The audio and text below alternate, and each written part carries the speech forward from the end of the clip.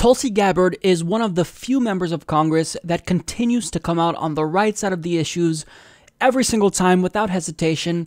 And really, this is something that's so rare that I can't help but applaud her for doing this, because there's a few allies who are actually progressives in Congress. I mean, there's Ro Khanna, there's Raul Grijalva. So anytime they speak out, we've got to applaud them. And, Tulsi Gabbard, as soon as the FCC announced their rules to roll back net neutrality, she quickly took to Twitter to denounce them, saying net neutrality protects us from the corporate censorship of information. The FCC's obligation is to the people. We want an equal, open internet. Now, more importantly, she went before the House of Representatives and articulated to the world exactly why this is harmful. Yesterday, the new Trump-appointed FCC chair announced his mission to undermine the net neutrality rules that we fought so hard to put in place. In 2015, over 4 million people submitted comments calling on the FCC to keep the internet open and fair. However, the FCC's new chairman, who used to work as counsel for Verizon, wants to turn the internet into a system of pay-to-play fast lanes for big money, and people can afford it, leaving everyone else behind in the slow lane. This hands the levers of access over to big ISPs at the expense of students, small businesses, entrepreneurs, independent content creators, and millions more. In today's digital age, maintaining open and equal internet access is essential to breaking down barriers in education, media, expanding access to jobs and employment, driving innovation in healthcare, and so much more.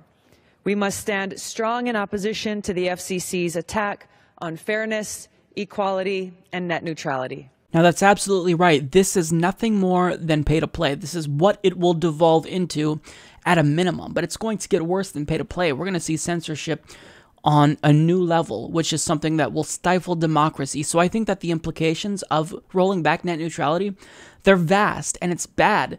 Now, thankfully, Chuck Schumer and most of the Democrats have pledged to fight against this effort.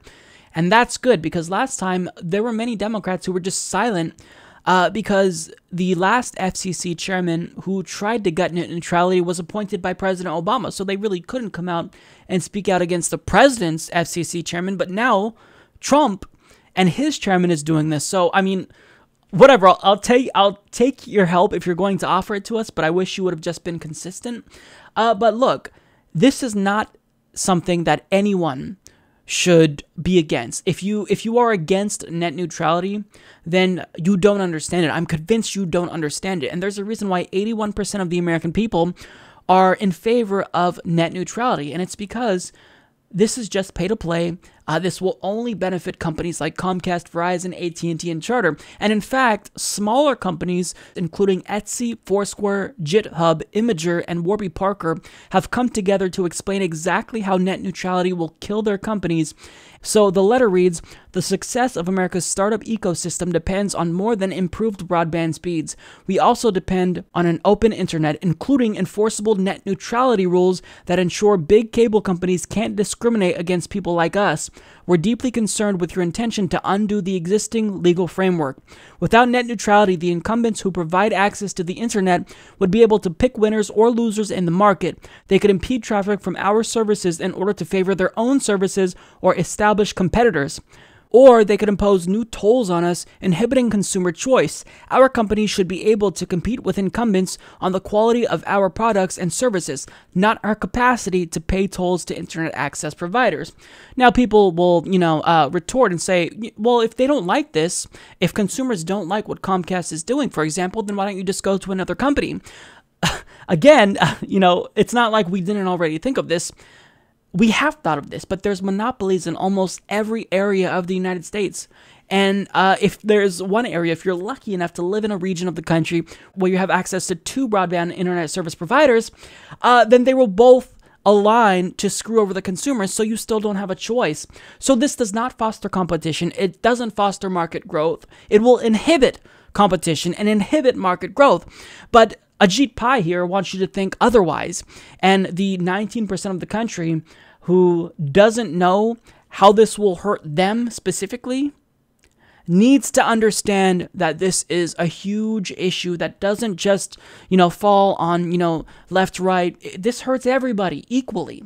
This is something that will hurt businesses. So if you ever thought of starting a business, good luck once net neutrality gets killed, because this will destroy the internet as we know it. It won't be free and open. The reason why the internet is currently free and open is because websites are all treated the same. All web traffic is treated equally. Internet service providers like Charter can't throttle access to one website.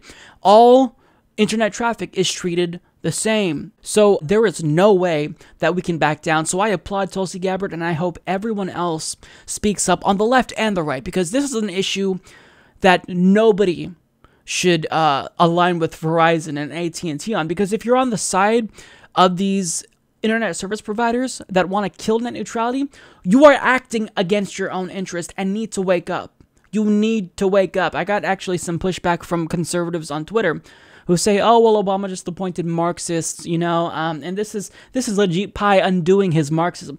This isn't about that. Pull your head out of your asshole and realize what's going to happen. If you like Breitbart, if you like reading conservative news websites that are independent, good luck doing that once this actually happens, once net neutrality is killed, because this affects liberals and conservatives equally. This will affect everyone. This will harm everyone. So the resistance has to be unequivocal and universal.